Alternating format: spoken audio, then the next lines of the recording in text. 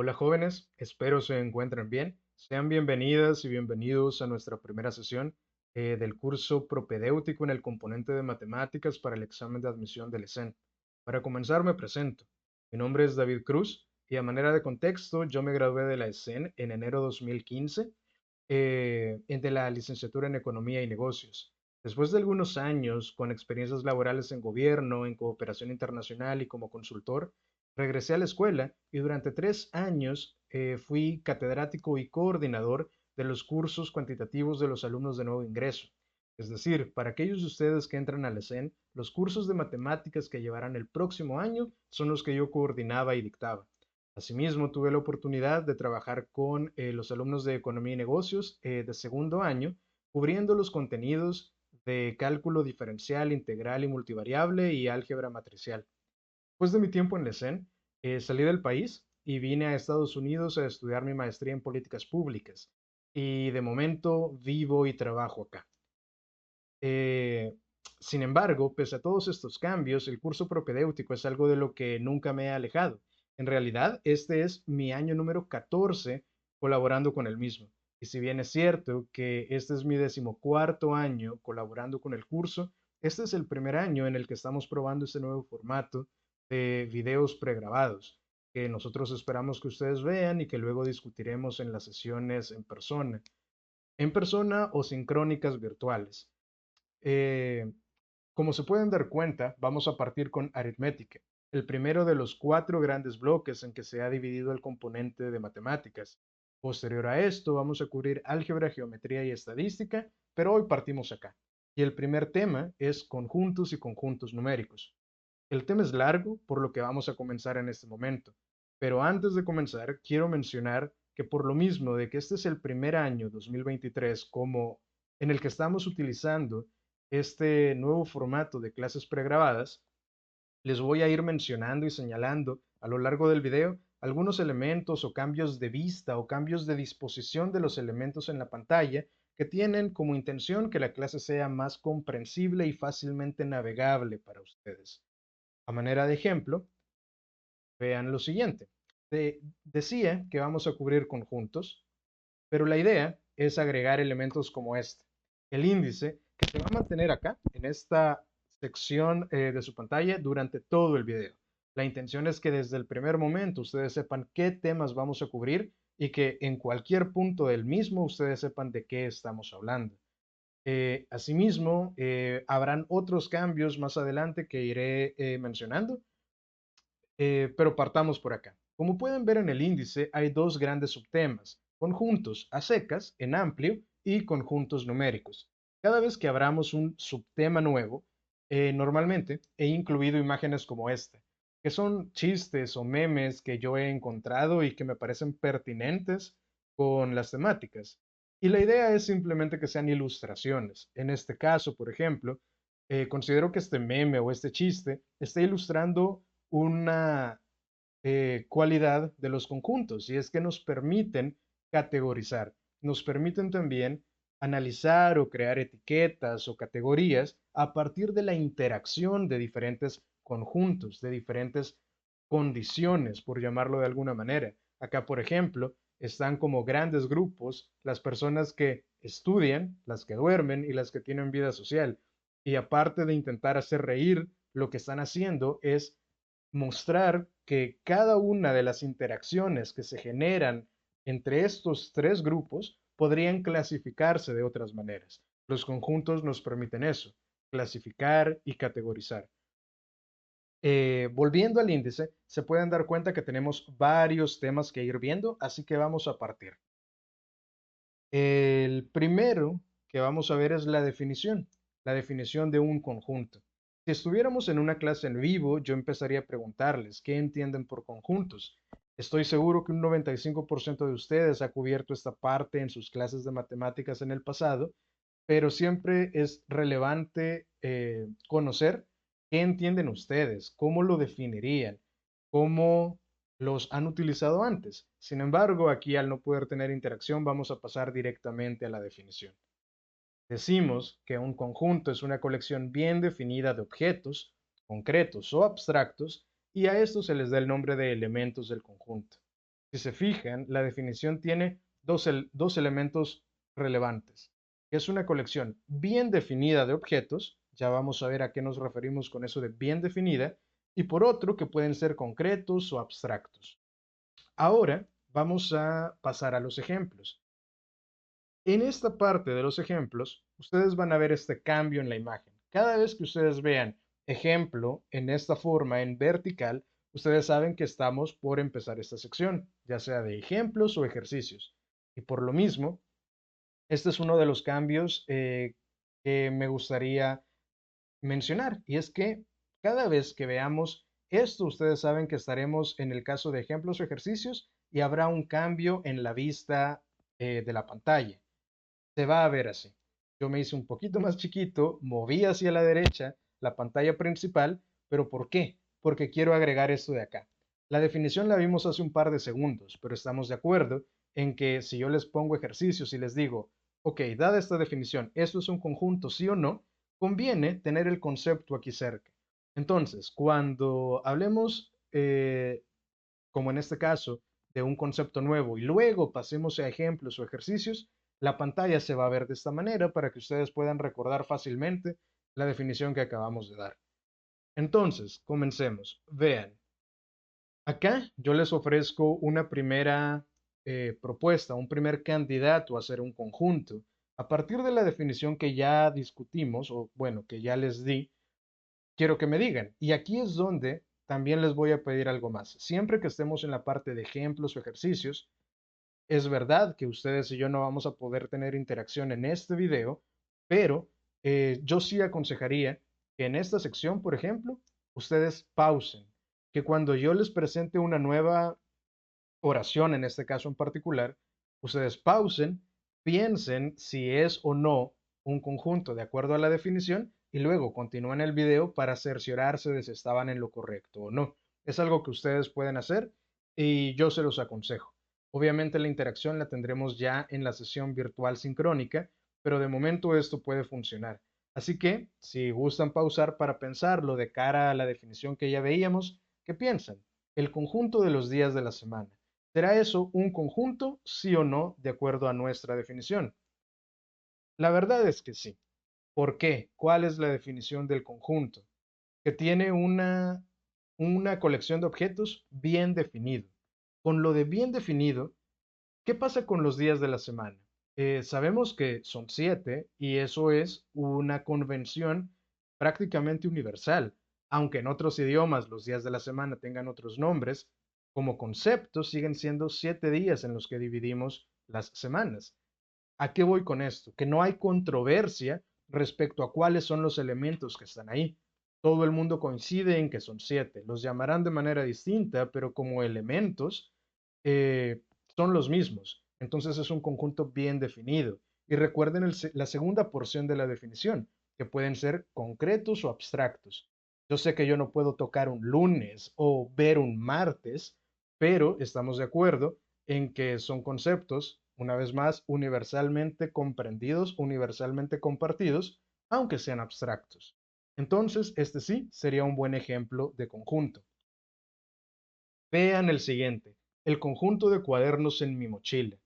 Puede que algunos tengan su mochila vacía y no tengan ninguno ahorita, que otros tengan 3, otros tengan 5, cada uno tendrá un número diferente, pero estamos de acuerdo en que también es un conjunto bien definido de elementos y en este caso esos elementos son concretos, son tangibles, ustedes los pueden tocar. Ahora bien, con lo que mencionaba, alguien no tiene ningún cuaderno en su mochila, tiene la mochila vacía. ¿Aún así sería un buen conjunto? Sí, los conjuntos pueden carecer de elementos. Lo que importa es que la definición, la regla para pertenecer al conjunto esté clara. Y esta regla está clara, ¿sí? Aunque alguien no tenga ninguno, cuando el lunes se levante y meta los cuadernos a la mochila, pues ya habrá algunos que ya van a entrar a la categoría, porque lo que importa es que la definición sea precisa. Vean ese, el conjunto de canciones bonitas. ¿Qué piensan con este? ¿Será o no será un conjunto? Sobre este vamos a decir que no es un buen conjunto. ¿Pero por qué? Volvemos a la definición y la primera parte de la misma es que debe ser un conjunto, perdón, una colección bien definida de objetos. Les decía al principio, los días de la semana son inventados, por supuesto, son inventados, pero hay una convención universal respecto a ellos. Pero ¿qué pasa con las canciones bonitas? ¿Hay una definición para eso? A diferencia del primero, de que son los días de la semana, aquí hay controversia. Lo que yo entienda como una canción bonita puede ser diferente a lo que cada uno de ustedes entiende por una canción bonita. Al no tener una definición precisa, ¿qué va a pasar? Que voy a tener una canción y me van a decir, ¿pertenece o no a tu conjunto? Para mí puede o no pertenecer y para ustedes puede o no pertenecer.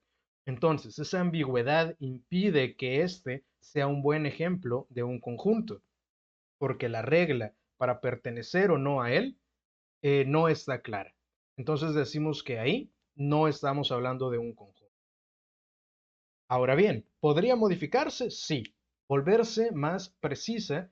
¿Qué pasa si alguien dice las canciones más populares, definidas como las que ocupen ciertos puestos en cierto ranking de cierto país? Eso es más preciso. Al tener una regla clara, yo sabré decir, esta canción sí entró al top 10 y esta canción no entró. Entonces ya tengo una regla para discriminar los elementos y saber si pertenecen o no. De eso se trataría. Pero escrito como está escrito en este momento, eso no es un conjunto. Veamos el siguiente. ¿Qué pasa con el conjunto de presidentas mujeres en la historia de El Salvador? ¿Será o no será un buen conjunto? La verdad, sí. ¿Por qué? Porque una vez más la regla está clara. Si una mujer presidenta existe en El Salvador, entra al conjunto y si no, no lo estará. Ahora bien, alguien puede decir, en El Salvador no ha habido ninguna y no hay ningún problema con eso. Similar al caso de los cuadernos en la mochila, los conjuntos pueden estar vacíos, pueden carecer de elementos, pero la regla es ser clara. Si dentro de unos años aparece la primera presidenta mujer de El Salvador, pues ya la podremos incluir en este conjunto. Que no haya nadie en ese conjunto de momento no significa que el conjunto no exista o que esté mal definido. Significa simplemente que carece de objetos o de elementos, pero sí es un conjunto. Veamos el siguiente. ¿Qué pasa con el conjunto de personas nacidas en el año 2000 en El Salvador? ¿Será o no será un conjunto? ¿Qué piensan? Sí, sí es un conjunto. ¿Por qué? Porque de nuevo la definición es precisa. Si yo conozco un caso en particular, a una persona, yo puedo saber, en tanto la información esté completa, si esa persona nació o no en el territorio oficialmente considerado como la República de El Salvador entre las 12 de la medianoche del 31 de diciembre del año 1999 y las 12 de la medianoche del 31 de diciembre del, del año 2000. Esas condiciones son claras. Ahora alguien podría decir, pero esa lista nunca podría ser completa o podríamos estar totalmente seguros de ella. Y eso es un punto válido, eso es verdad. Sabemos que los países tienen registros que intentan acercarse a esta respuesta. ¿Qué podríamos hacer? Pedir información de los hospitales y demás centros asistenciales que colaboraron en partos durante ese periodo para tener un estimado. O podríamos recurrir a todos los niños y niñas registrados o asentados durante esas fechas. Alguien podría decir, pero esa lista nunca va a ser completa. Nunca voy a estar seguro de cuántos elementos hay. Y eso es verdad. Sabemos que en la vida real, en términos prácticos, siempre se nos pueden ocurrir casos que harían que se nos escape de un listado oficial. ¿Qué pasa si un niño o una niña nació en ese año, pero fue asentado en un año distinto? ¿Qué pasa si una persona nació en territorio salvadoreño, pero es también cercano a la frontera y es una persona que vivía fuera del territorio oficialmente considerado de El Salvador? Nació en territorio salvadoreño, pero probablemente no aparezca en los registros oficiales. Ahora, ¿ese es un problema? En realidad no. La definición es clara y yo podría, teóricamente, conocer los elementos. Que en términos prácticos no los pueda conocer, no significa que eso no sea un conjunto. Así que diríamos que sí, eso es también un conjunto. Y veamos el último ejemplo. El conjunto de números divisibles entre 3. ¿Qué piensan respecto de este? Ahí van a estar el 3, el 6, el 9, el 12, el 15, el 18, el 21 y etcétera. Nunca se acaban. Entonces, ¿eso va a impedir que que esto sea un conjunto? ¿Qué piensan? La respuesta es que no, eso no impide que sea un conjunto. Este es un conjunto. ¿Por qué? Porque la regla de pertenencia al mismo es clara. Alguien me podría decir, pero son infinitos. Ahora, no hay nada en la definición que impida que el total sea infinito, como es el caso. Ese sería un ejemplo de conjunto infinito. Hay elementos que yo conozco con claridad cuál es la regla que cumplen, ser divisibles entre 3, pero no los puedo conocer todos, es verdad, pero eso no impide que sea un conjunto. Entonces, este también sería un conjunto. Ahora, quiero que pasemos a lo siguiente, que es simbología y notación. Con simbología, a lo que me refiero son estos signos que ustedes ven aquí al lado mío. Esos símbolos se utilizan en teoría de conjuntos para hablar de pertenencia o de inclusión de elementos o de subconjuntos a un conjunto en particular. Vean, los que tenemos son pertenece a y no pertenece a. Y entre paréntesis, ambos dicen elementos. Esos se van a utilizar cuando hablemos de elementos individuales. Pero vean el tercer y cuarto símbolo. Dice está incluido en o no está incluido en. Y lo que tenemos en paréntesis dice subconjunto. Eso es un concepto que vamos a ver en un momento, pero lo que significa es que los primeros dos yo los puedo utilizar para elementos independientes y el tercero y el cuarto cuando yo esté hablando de conjuntos dentro de otros conjuntos. Ya vamos a ver algunos ejemplos de esto. Luego tenemos tal que o implica. Eso lo vamos a usar para la notación, para definir y nombrar conjuntos. Lo vamos a ver en un momento. Y por último, las llaves sirven para denotar conjuntos. Así que para esto también vamos a ver ejemplos. Como les decía, vamos a cambiar la vista y en este caso lo que les voy a poner aquí al lado es la tabla de simbología para que la tengamos en mente al momento de ver estos ejemplos. Partamos por ahí. Vean, tenemos 2, pertenece a los naturales. ¿Eso es verdadero o falso? ¿Les parece que esa expresión es verdadera o falsa? Vamos a decir que es verdadera. ¿Por qué? ¿Qué les decía? Eso de pertenece a, la E alargada, se utiliza para elementos individuales. Estoy diciendo que el elemento individual 2 pertenece al conjunto de los números naturales. Y eso es verdad. ¿Qué pasa con ese? Vean, dice negativo pi. ¿Qué símbolo tengo ahí? Está incluido en, y esa R mayúscula que representa los reales. Lo que estoy diciendo es menos pi está incluido en los reales. Aquí hay que prestar particular atención. Tal cual lo dije, eso es verdad, el elemento está incluido, pero estoy diciendo estar incluido como semánticamente lo utilizamos, como matemáticamente debe utilizarse, no es correcto. Y vamos a decir que eso es falso. ¿Por qué? Porque les decía que ese símbolo de la inclusión se debe utilizar únicamente cuando hablemos de subconjuntos y no de elementos individuales. ¿Qué cosas sí habría podido yo decir? Los naturales están incluidos en los reales. Eso es verdad. Y lo que estoy diciendo es que hay un conjunto, los naturales, que están adentro de uno más grande, que son los reales. ¿Qué piensan de eso? El jueves o jueves pertenece a conjunto de los días de la semana.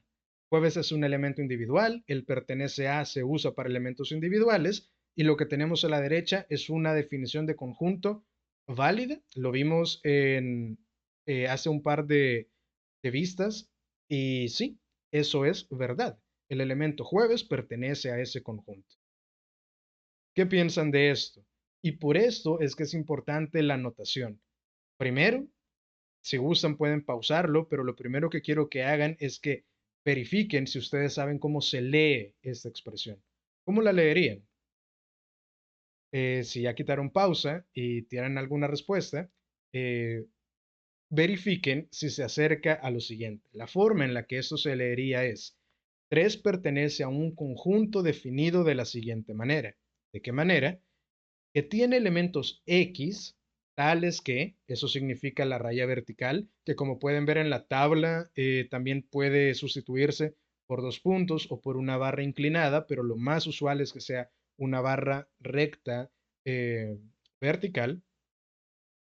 Y eso siempre se debe interpretar como que los elementos deben cumplir con la condición que estoy a punto de dar. En otras palabras, aquí, volviendo, se leería: el elemento 3, como individual, pertenece al conjunto definido de la siguiente manera.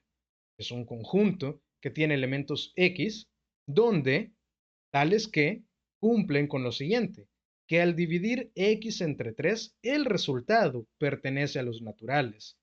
¿Qué es esa definición? ¿A alguien le suena? ¿Alguien ha utilizado una definición similar en el pasado? Esa sería la forma matemática de definir los múltiplos de 3. Los múltiplos de 3 son exactamente los números que van a cumplir con pertenecer a ese conjunto. Porque si yo tomo el 3, el 6, el 9, el 15, el 45, el 123 y cualquier otro número que sea divisible entre 3, va a ocurrir que cuando yo divida entre 3, el resultado va a ser, va a formar parte de los naturales. Entonces, ¿esa expresión es verdadera o falsa? Es verdadera. El 3 pertenece a los múltiplos del 3. ¿Qué piensan de eso? Vean, les decía en la tabla de la simbología que siempre que yo use llaves estoy hablando de un conjunto. Entonces, estoy diciendo que el conjunto formado por los elementos 1 y 144 está incluido en un conjunto en teoría más grande, que es el conjunto de los cuadrados perfectos. ¿Cuáles son los cuadrados perfectos? Esos que son el resultado de elevar los naturales al cuadrado. 1 al cuadrado es 1, para el 2 es 4 y de ahí seguimos. El 9, el 16, el 25, etc. Ahora bien, esta expresión es verdadera o falsa. Lo primero, lo que tenemos con llaves, el 1 y el 144, eso es un conjunto. Y estoy diciendo que ese conjunto está incluido dentro de uno más grande. Y es verdad, y usé el símbolo correcto. Entonces, sí, efectivamente, esa es una expresión verdadera, porque los conjuntos que están completamente incluidos en otros, para hablar de ellos vamos a utilizar el símbolo de la inclusión y no el símbolo de la pertenencia. Permítanme, perdón. Por último, vean ese de ahí. El último ya les puse que también es verdadero, pero quiero que lo entendamos. Dice que el conjunto que el conjunto conformado por los elementos A e I minúsculas está incluido en un conjunto más grande que tiene todas las vocales más la letra D más el número 9. Una vez más, un conjunto puede tener cualquier tipo de elementos dentro. Mezclar números y letras no es inherentemente incorrecto. Y lo único que estoy diciendo es que hay un conjunto que está completamente incluido en el otro, por lo tanto, esto es verdadero. Ahora, quiero que vayamos a otra idea importante, y es el concepto de la notación. ¿Cómo vamos a denotar, a escribir los conjuntos? Para eso vamos a tener dos opciones, la primera de las cuales es por extensión. Y de acuerdo a lo que vemos acá, por extensión significa listando todos los elementos del conjunto. ¿Qué otra opción tengo? Si no es por extensión, será por comprensión. ¿Y qué significa por comprensión? Significa que en lugar de listar todos los elementos, lo que voy a hacer es escribirlos con simbología matemática para definir las características o condiciones que los elementos cumplen. Ahora, esto se podría ampliar un poco más porque no necesariamente tiene que ser con simbología matemática.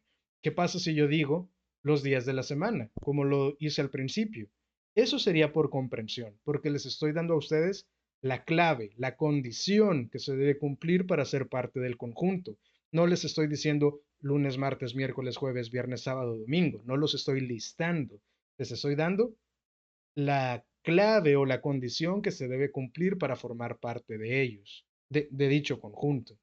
Veamos un par de ejemplos. Ahí tengo el conjunto A, que es 3, 4, 5, 6, 7, 8. Está bajo por extensión porque los listé todos. Ahí tengo a mis 6 elementos. Ahora, ¿cómo se traduciría ese conjunto a notación por comprensión? Las formas son múltiples, hay varias que serían igualmente válidas, pero les propongo esa. ¿Cómo se lee eso de ahí? Que el conjunto A está formado por elementos X que cumplen con ¿cuál condición? Lo que está a la derecha de la rayita vertical. ¿Cuáles son las condiciones? Que X pertenece a los naturales y vean lo que está después. Ahí estoy diciendo que X es mayor que 2, estrictamente mayor. Si es estrictamente mayor, no puede tomar el 2, tiene que agarrar el siguiente. Y como hablamos de los naturales, no puedo decir 2.1, 2.9. El siguiente natural después del 2 es el 3, que es el primer elemento de nuestro listado. ¿Y qué más estoy diciendo en la segunda condición? Que X tiene que ser menor o igual que 8. La diferencia del mayor que o el menor o igual, recuerden, es que hay que si es menor o igual, el elemento sí está incluido. Entonces el 8 sí se incluye. En otras palabras, lo que estoy diciendo por notación es los naturales que están comprendidos entre el 3 y el 8, que sería la definición de lo que vemos arriba, ¿sí? Veamos otro ejemplo.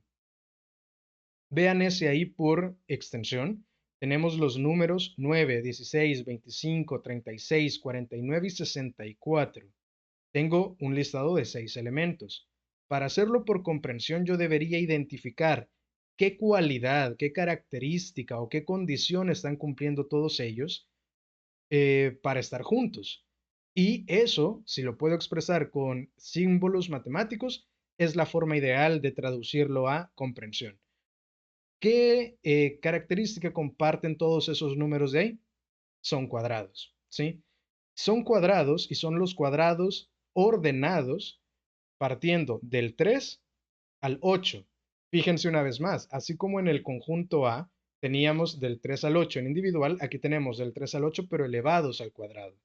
Aquí sería un buen momento para que pausen, escriban su propia versión de cómo traducirían el conjunto M a notación de comprensión y luego comparen. Les voy a mostrar cómo podría escribirse. Vean qué estoy diciendo ahí. Estoy diciendo que el conjunto M está formado por elementos de la forma x cuadrado que cumplen con qué. ¿Con qué tiene que cumplir la x que voy a elevar al cuadrado? Una vez más, que sean los números naturales del 3 al 8. Y quiero que hagan particular énfasis en la diferencia de cómo estoy nombrándolos acá. Acá ya no estoy diciendo que x es estrictamente mayor que 2 y menor o igual que 8, sino que levemente distinta. Ahora es mayor o igual, o sea, el 3 sí se incluye, mayor o igual que 3 y estrictamente menor que 9. Es decir, el 9 no se incluye, así que es el 8. Si se fijan, la última condición de las X en ambos conjuntos es la misma, que la X vaya del 3 al 8, pero hay múltiples formas de escribirlo. Ahora vamos a pasar a un nuevo concepto, cardinalidad.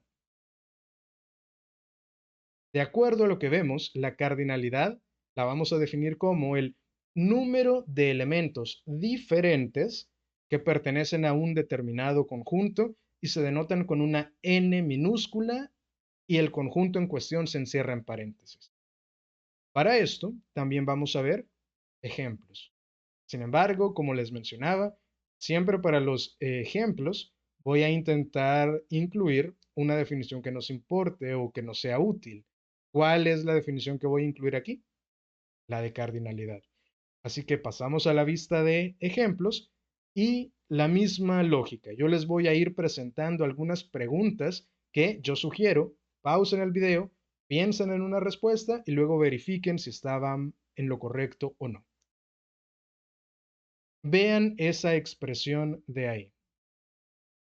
Lo que tenemos es una definición del conjunto A. Estamos diciendo que el conjunto A está formado por los días de la semana. ¿Qué tipo de notación sería eso? Sería por comprensión.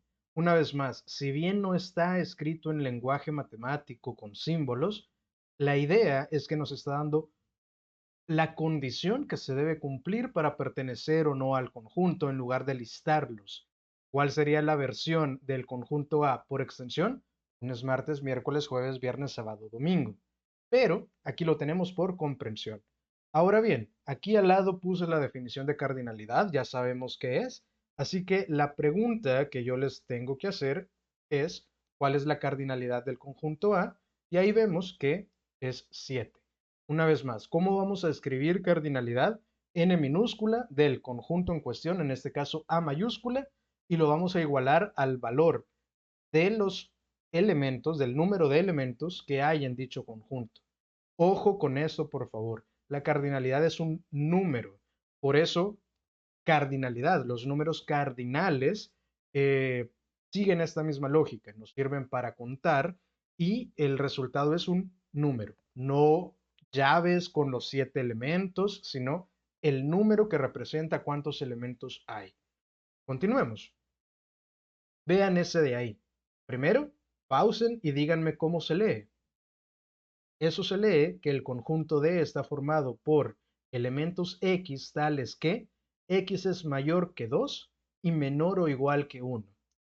Ya habiéndolo leído, ahora les pregunto, ¿cuál va a ser la cardinalidad del conjunto D? Otra vez pueden pausar y pensar en qué respuesta darme. ¿Cuántos números hay que sean mayores que 2 y que sean menores o iguales que 1? Ninguno. Entonces, este sería un ejemplo de cardinalidad igual a 0.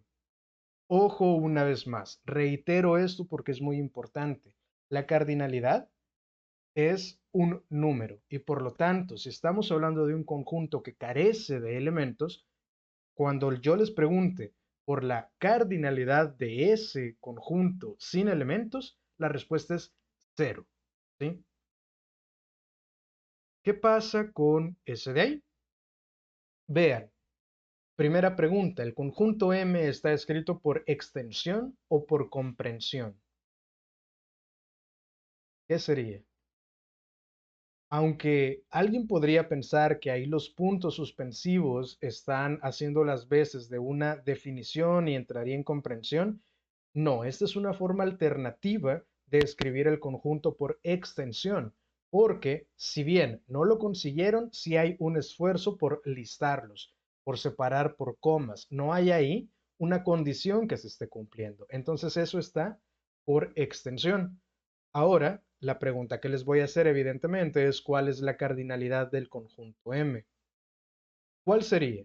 Vean, están el 2, el 4, el 6 y, ojo, los puntos suspensivos se utilizan porque yo asumo que está claro el patrón, que es clara la regla que se debe cumplir para pertenecer a este conjunto.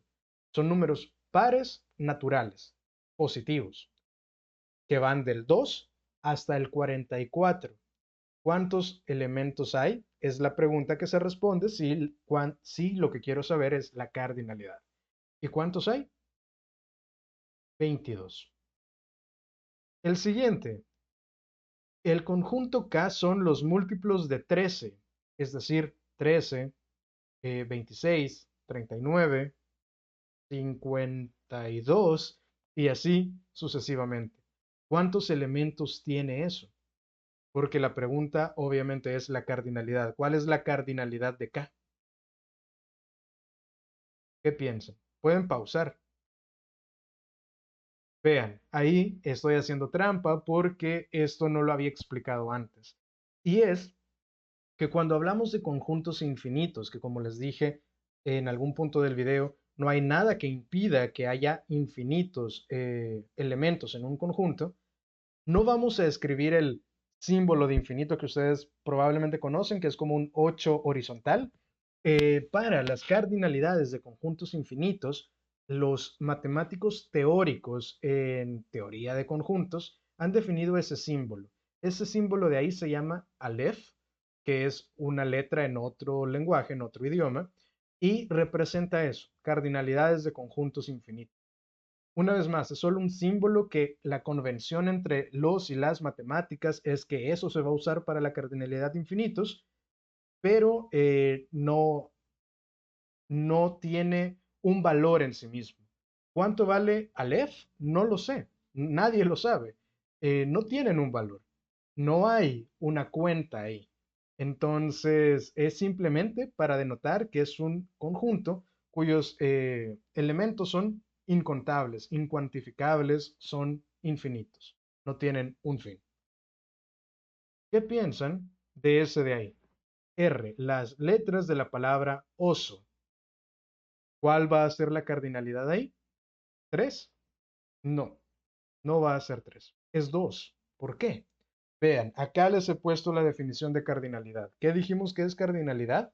El número de elementos diferentes. ¿Qué pasa cuando hay repeticiones? Las ignoramos. ¿Cuántas letras tiene la palabra oso? Tiene tres. Pero ¿cuántas letras diferentes tiene la palabra oso? Solo dos. La O y la S. La repetición de la O no se cuenta. Ok, entonces. Ahora vamos a pasar a, permítanme, a otro subtema. Tipología. ¿Qué significa tipología? Los diferentes tipos. Siempre que hablemos de tipología, ustedes lo primero que tienen que preguntar es, ¿bajo qué criterio? Ustedes pueden tener diferentes categorías o tipos de acuerdo a diferentes criterios. Cuando ya lleguemos a la parte de geometría, ustedes saben que yo puedo tener tipos de triángulos bajo dos criterios, por sus lados y por sus ángulos. Entonces, siempre la tipología atiende a un criterio. Entonces, aquí voy a mostrarles la tipología de los conjuntos desde el criterio de la cardinalidad. Es decir, en función de su cardinalidad, ¿qué tipos puede haber? En otras palabras, estos serían como conjuntos notables, conjuntos especiales. Vamos a hablar primero del conjunto vacío. El conjunto vacío cumple con esa definición de ahí. Si la cardinalidad de A es igual a cero, decimos que es un conjunto vacío. ¿Qué ejemplos se les ocurren? Uno podría ser el que usábamos hace un momento, el conjunto de presidentas mujeres en la historia de El Salvador.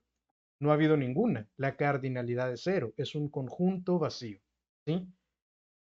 Con lo siguiente, y esto quiero que quede muy, muy claro, vean eso de ahí. Estoy diciendo que el conjunto A se puede escribir de dos maneras, como un círculo con una raya cortándolo. Eso no es un cero, eso no es una O, es un símbolo, es el símbolo de conjunto vacío. O también como llaves vacías, sin nada dentro. ¿Y por qué estoy haciendo tanto énfasis en esto? Porque en mi experiencia como profesor, los alumnos siempre confunden esas dos cosas que están viendo ahí. Por un lado, cómo definir la A con llaves vacías o con ese símbolo y la cardinalidad de un conjunto vacío. La cardinalidad es un número y por lo tanto es cero. Para denotar al conjunto en sí mismo, si tuviera elementos, yo abro llaves y pongo primer elemento, coma, segundo elemento, coma, etcétera. Pero como aquí no hay, son o bien llaves vacías o ese símbolo de ahí. Entonces, por favor, no confundir el cero, que es un número, con el símbolo de conjunto vacío. Continuamos. Conjunto unitario, como su nombre lo indica, es bastante intuitivo cuando la cardinalidad sea solo uno. ¿Qué ejemplos puede haber? Vean esa expresión de ahí. Primero, pausa. Pueden pausar. ¿Y cómo se lee eso? El conjunto B está conformado por elementos X que cumplen con qué condiciones. Que la X pertenece a los reales y que la raíz cúbica de la X es igual a -2. ¿Cuántos números reales tienen raíz cúbica igual a -2? Uno solo. ¿Y sabemos cuál es? ¿Cuál es? el -8. Entonces, vean, B es un conjunto conformado por un único elemento y por lo tanto su cardinalidad es 1, que es -8.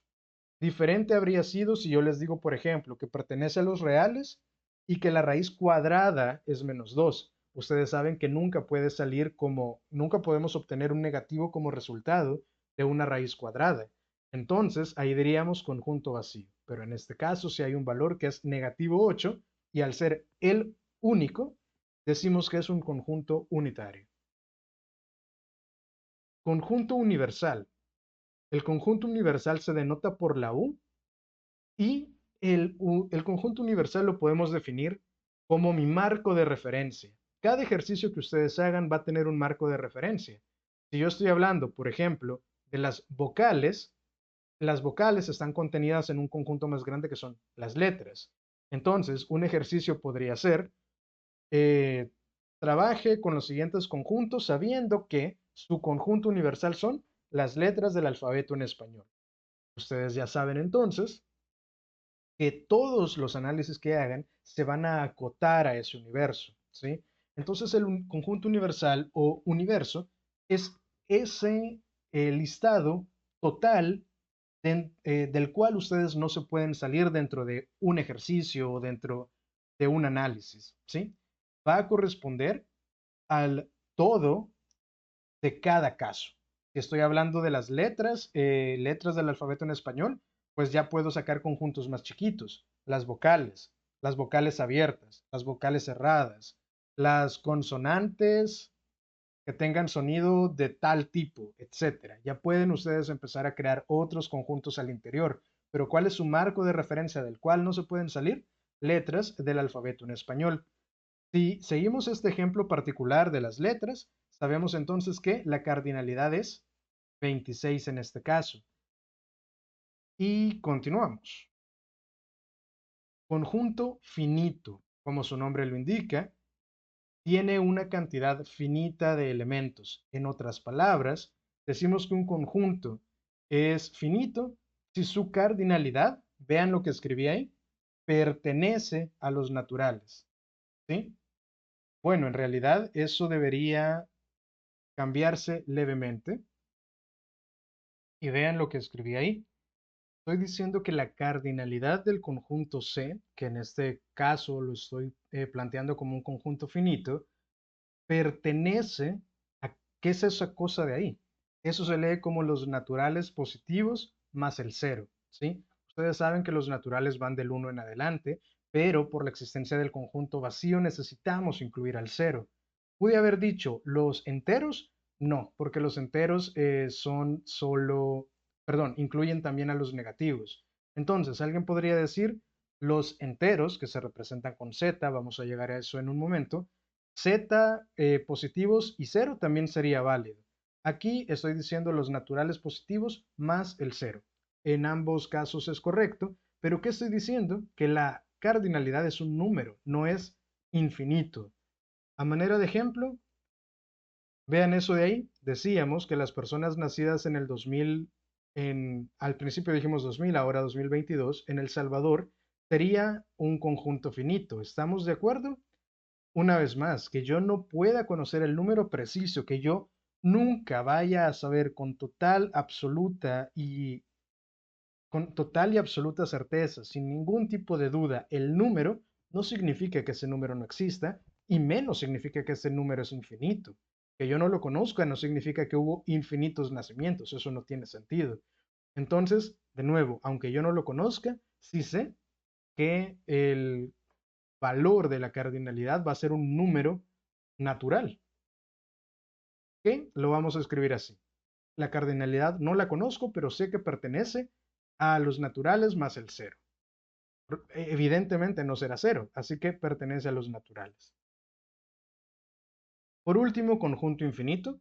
Como les decía hace un momento, se usa ese símbolo, Aleph, y un ejemplo sería eso de ahí. Vean cómo lo escribí. Una vez más, los puntos suspensivos, ¿para qué me sirven? Cuando queda suficientemente claro el patrón que yo estoy siguiendo. ¿Cuál es el patrón aquí? Los pares positivos, negativos, más el cero, ¿sí? queda bastante claro que el 48, el menos 64, el 114 son todos números que van a estar ahí adentro. ¿Y qué decimos de ellos? Perdón, de ese conjunto. Si el conjunto lo llamamos D, vamos a decir que la cardinalidad es Aleph, es decir, es infinito. Perfecto.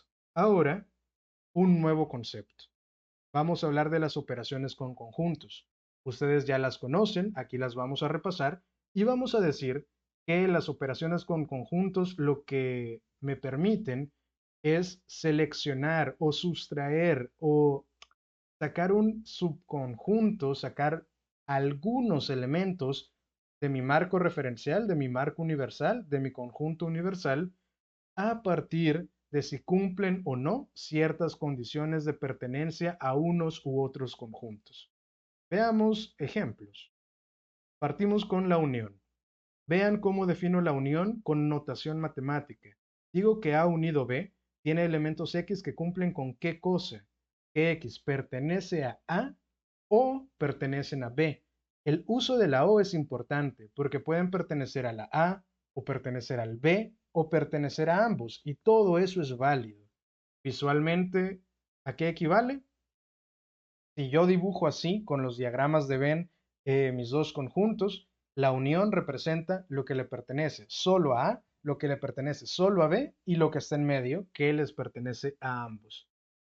A manera de ejemplos, vean eso de ahí. Si yo defino al conjunto A como números primos menores a 10 y el conjunto B como 2, 4, 6 y 8, y les pregunto cuál es la unión de A con B, quizás lo primero es definir por extensión el conjunto A. ¿Cómo queda el conjunto A por extensión? 2, 3, 5 y 7. Esos son mis números primos menores a 10. Ahora sí, me están diciendo que A es 2, 3, 5 y 7 y B tiene a 2, 4, 6 y 8. ¿Cuál va a ser la unión? Una vez más, van a entrar todos los elementos que pertenecen o solo a A, o solo a B, o a ambos. Es decir, absolutamente todos sin repetir. La unión será entonces 2, 3, 4, 5, 6, 7 y 8. Y aunque no me lo estén preguntando, yo se los pregunto a ustedes. ¿Cuál es la cardinalidad de la unión en este caso? Viendo mis elementos y contándolos, veo que la cardinalidad de la unión es 7. Ahora hablemos de otra operación. Hablemos de la intersección. Aquí ya no usamos esa especie de U, sino que la invertimos y se lee como A interceptado con B tiene elementos X tales que X pertenece a A y pertenece a B. Recuerden, en el anterior usamos una O, aquí usamos un I. Necesito que le pertenezcan a ambos. Visualmente, ¿eso cómo se representa? Esa sección de ahí. Es lo único que ambos tienen en común. Volvamos a usar los mismos ejemplos de A y B, recordando que A es 2, 3, 5 y 7, y ahora en lugar de unirlos como hace un momento, ahora les pido que los intersequen, que los hagan intersectarse. ¿Cuál va a ser la intersección? ¿Qué tienen en común ambos? Solo el 2. Entonces, si les pregunto cuál es la cardinalidad de la intersección, es 1, es un conjunto unitario, el de este caso. Luego tenemos la diferencia. La diferencia, vean cómo la defino. A menos B van a ser todos los elementos que pertenecen a A y que no pertenecen a B. Es decir, lo que está en medio ya no se puede tocar porque le pertenece a ambos y necesito que le pertenezcan exclusivamente a A. ¿Cómo se ve eso gráficamente? Así. ¿Y qué pasa si utilizo los mismos dos conjuntos y ahora les pido, en lugar de unirlos o de intersectarlos, les pido que hagan la diferencia A menos B? ¿A qué va a ser eso igual? Que él tiene A que B no tenga. Los elementos 3, 5 y 7. En otras palabras, la cardinalidad de la diferencia sería 3. Ojo, una cosa importante es que A menos B no es igual que B menos A. Este es uno de esos casos donde el orden importa. ¿Qué pasa si yo digo B menos A? Ahora no estoy buscando los que le pertenezcan exclusivamente a A, sino exclusivamente a B. En este caso corresponderían al 4, 6 y 8 y gráficamente sería la media luna que está al lado derecho. Ahora, complemento. El complemento en algunos libros de texto lo representan con una letra C minúscula como si fuese un exponente. Yo acá se los estoy presentando con una prima, con un apóstrofe, nada. Y vean lo que digo, la definición, que X, lo que el complemento de A está conformado por elementos de la forma X, donde X cumple con pertenecerle al universo, pero no a A. Es decir, en otras palabras, lo que a A le falta para convertirse en el universo. Gráficamente se ve así. Si yo tengo mi conjunto A, es todo lo que esté afuera. Le pertenece al universo. Sí, el universo es el rectángulo o el cuadrado que estoy utilizando. Entonces, le pertenece al universo, pero no a todo lo que está afuera. Volviendo a utilizar la definición de la A que ya teníamos, eh, y vamos a definir, ojo, que siempre para hablar de complemento yo necesito el universo. Aquí voy a decir que el universo son los dígitos. ¿Cuáles son los dígitos? Del 0 al 9. Todos esos números que podemos escribir en una sola grafía y que ya de ahí empezamos a reciclar para el 10, el 11 y el 12, ya empezamos a usar más de un símbolo, pero los que se escriben de manera individual son esos. Entonces digo que el universo son del 0 al 9 y A es el que ya veníamos trabajando, el 2, 3, 5, 7. Entonces les pregunto, ¿cuál sería el complemento de A? En otras palabras, ¿qué le falta al conjunto A para convertirse en el universo? Le faltan todos esos elementos de ahí. Y con esto quiero mencionar otra cosa importante. Y es que vean que agregué algo luego de cerrar las llaves para escribir por extensión el conjunto llamado complemento de A. Estoy diciendo, y me interesa que ustedes entiendan esto, por favor asegúrense de que esto quede claro. Si algo no queda claro, siempre tomen nota y lo discutimos en clase. Estoy diciendo que el complemento de A podría también entenderse como el universo menos A. Ya hablamos de la diferencia hace un segundo. ¿Qué es la diferencia? Lo que tiene el primero que el segundo no tiene. Entonces aquí, si yo digo U menos A, estoy diciendo que tiene el universo que el conjunto A no tiene, A complemento. Y también me interesa que noten que eso también aplica para la cardinalidad. Vean eso de ahí. La cardinalidad del complemento, si yo me pongo a contar los elementos es 6 y casualmente es exactamente lo que yo obtendría si resto las dos cardinalidades. ¿Sí? ¿Por qué? Porque estoy diciendo que el complemento de A se puede interpretar como una resta. Y vean en nuestro índice, ya cubrimos las 4 operaciones, pero aquí les propongo un caso, que son los conjuntos disjuntos. Probablemente muchos de ustedes ya saben qué son y ya los han trabajado, puede que algunos otros no, así que lo vamos a revisar. Vean, vamos a decir que los conjuntos disjuntos van a cumplir con una característica, pero partamos con un ejemplo. Yo les digo que el conjunto A va a ser naturales pares menores a 10 y el conjunto B los naturales impares menores a 10. Ahí los estoy dando por comprensión. Ahora les pido que que los expresen por extensión. ¿Cómo quedarían? De esa manera, ¿sí? En el conjunto A están 2, 4, 6 y 8 y en el B están 1, 3, 5, 7 y 9. Hay algo particular de estos dos conjuntos. ¿Qué cosa es? Que no tienen nada en común, ¿sí? En otras palabras, no comparten elementos. Si yo los quisiera dibujar, podría usar exactamente los mismos diagramas de Venn de hace un momento, sabiendo que el punto que comparten al centro está vacío, pero una forma alternativa y también válida de dibujarlos sería esa de ahí, como dos círculos completamente separados, no comparten ningún área. ¿Por qué? Porque yo parto de saber que son disjuntos, que no tienen ningún elemento en común, ¿sí? Ojo que no es este el único caso. Piensen, por ejemplo, si les digo días de la semana lectiva versus días de fin de semana. Lunes, martes, miércoles jueves, viernes versus sábado y domingo. No tienen nada en común.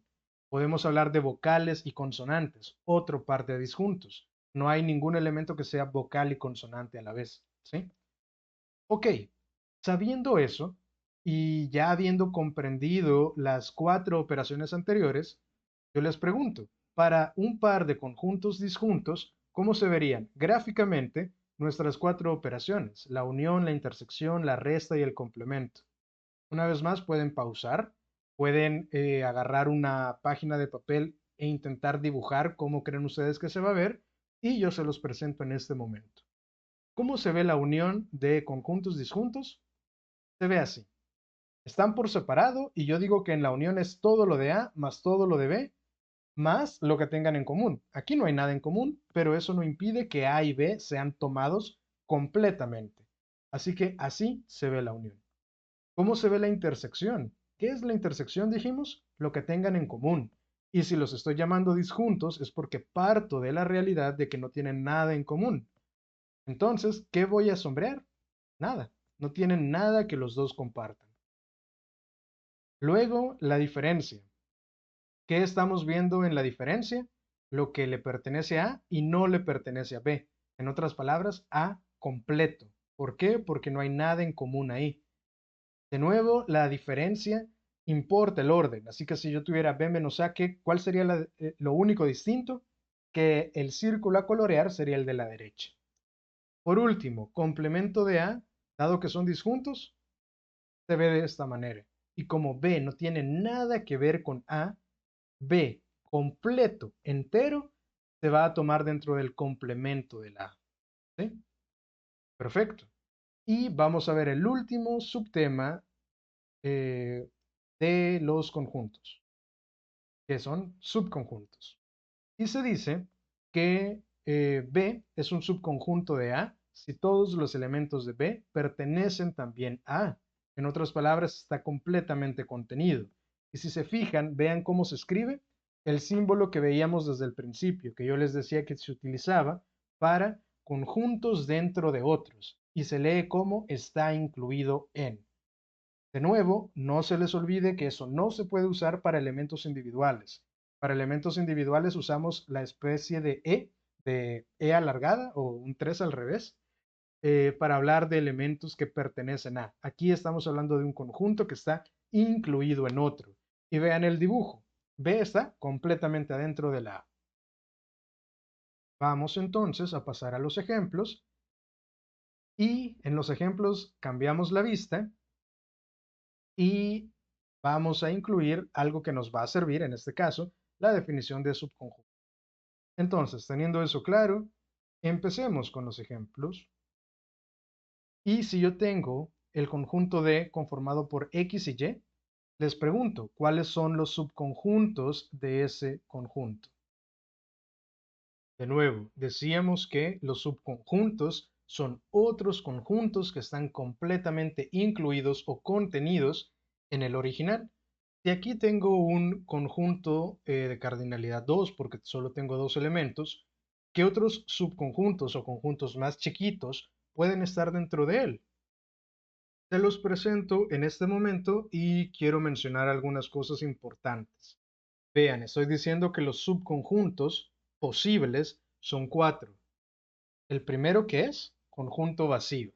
Luego tengo a la X solita, luego a la Y solita y por último el conjunto original con los dos elementos. Hay cuatro posibles subconjuntos.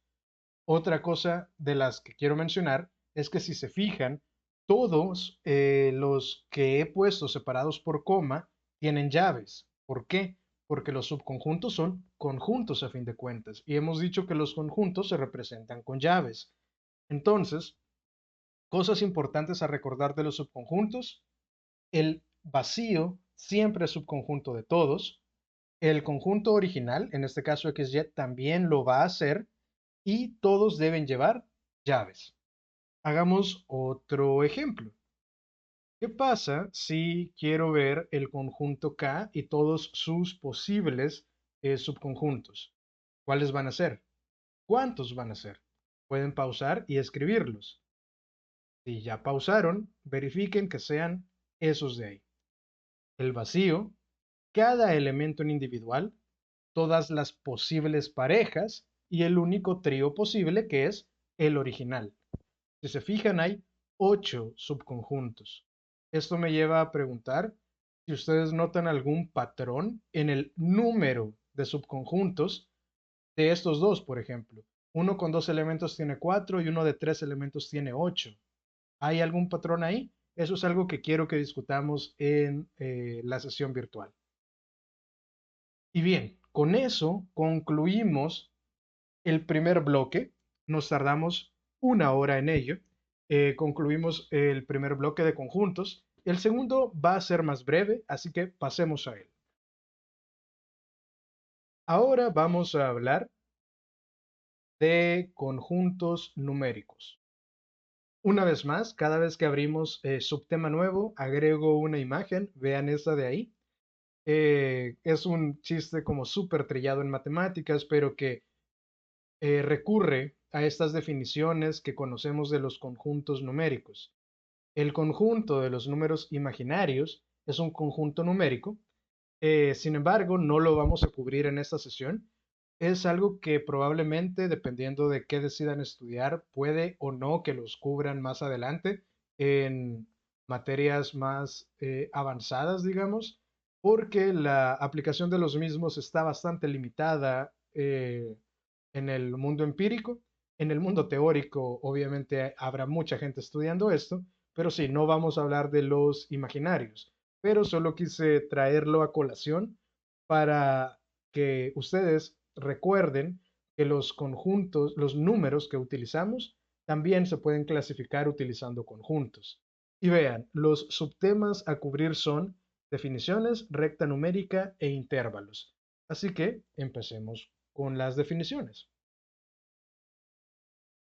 Vean eso de ahí. Esa imagen yo la hice y la intención era poder mostrar la relación que existe entre los conjuntos numéricos aquí presentes. Conjuntos que ustedes ya conocen y que han utilizado y que se los han explicado probablemente como desde sexto grado. Pues aquí quiero que quede clara la relación que guardan entre ellos. Tenemos a los naturales, enteros, racionales, irracionales y reales. Para todos utilicé diferentes colores y la posición que ocupan no es casual. La posición refleja la relación que guardan entre sí. Así que vamos en orden y empecemos a definirlos. Los naturales. Los naturales son aquellos usados para contar, es decir, todos los positivos mayores o iguales a 1. El 1 sí cuenta y todos los que le siguen. Están en color verde. El color aquí es arbitrario, pero vamos a usar el color verde para hablar de los naturales. Ahora quiero que vean el siguiente que vamos a ver, como ya se anticipa, es enteros, pero quiero que vean la relación entre la caja verde y la caja roja. La caja verde está completamente contenida en la caja roja, los naturales están completamente contenidos en los enteros, pero vean, la caja roja tiene una sección donde la verde no interviene. ¿Quién está ahí? ¿Qué tienen los enteros que los naturales no? Ustedes ya lo saben, y son dos cosas. Por un lado, el cero como elemento individual y luego todos los negativos. ¿Sí? Vean abajo cómo ampliamos de tener solo el 1, 2, 3, 4, ahora tener cero y las versiones negativas de los naturales. ¿Sí? Vamos a decir entonces que los números enteros son todos los positivos, los negativos, y el cero se trata de manera independiente porque el cero no es positivo ni negativo.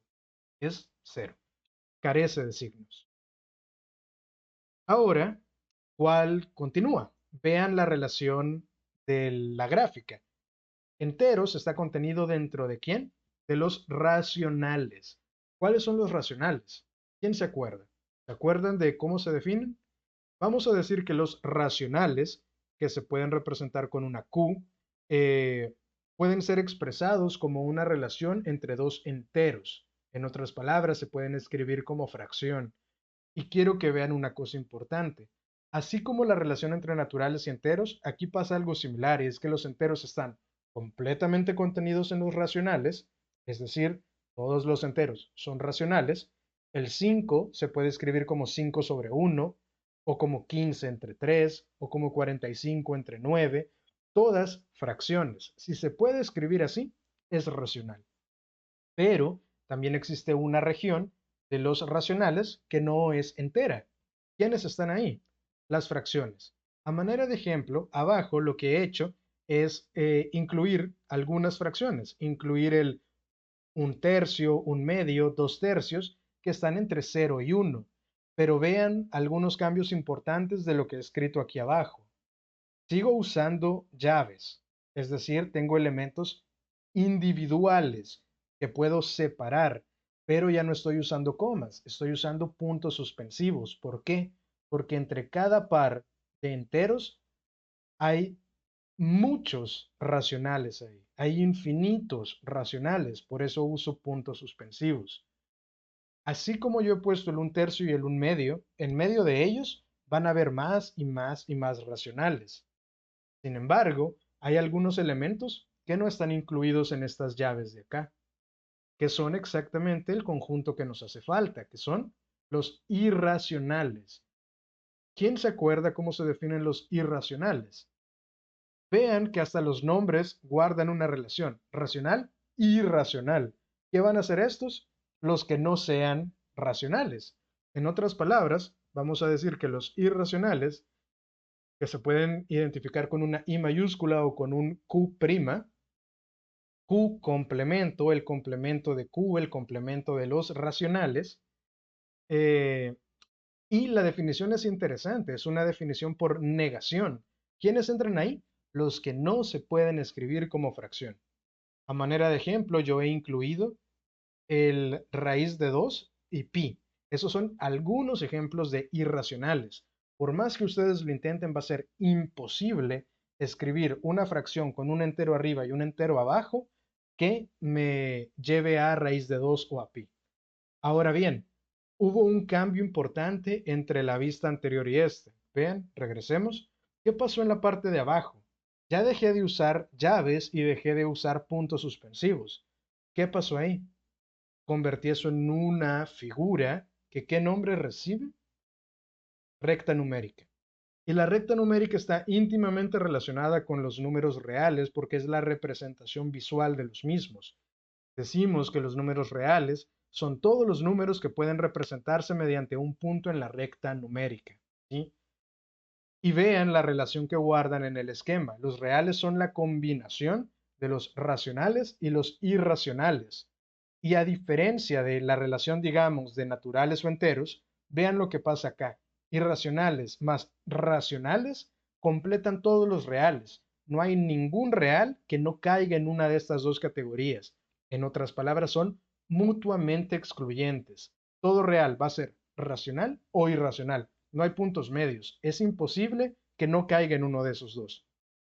Como les decía, si quisiéramos expandir esto de acá, tendríamos que hablar de los imaginarios, que serían una caja al lado de los reales y que junto con ellos forman una caja aún más grande que se llaman complejos, pero eso no es algo que vayamos a ver este día. Vamos al último tema de la sesión de hoy. Intervalos. Vamos a decir que los intervalos son la notación para representar subconjuntos numéricos reales y que alternativamente se pueden representar en la recta numérica. Ok, veamos en la definición ahí, puse en negrita una expresión importante. Subconjuntos numéricos reales. Ya hablamos de subconjuntos, una parte de un conjunto más grande, pero esos subconjuntos son especiales. Les estoy llamando subconjuntos numéricos reales. Vamos a ver qué es eso con un ejemplo.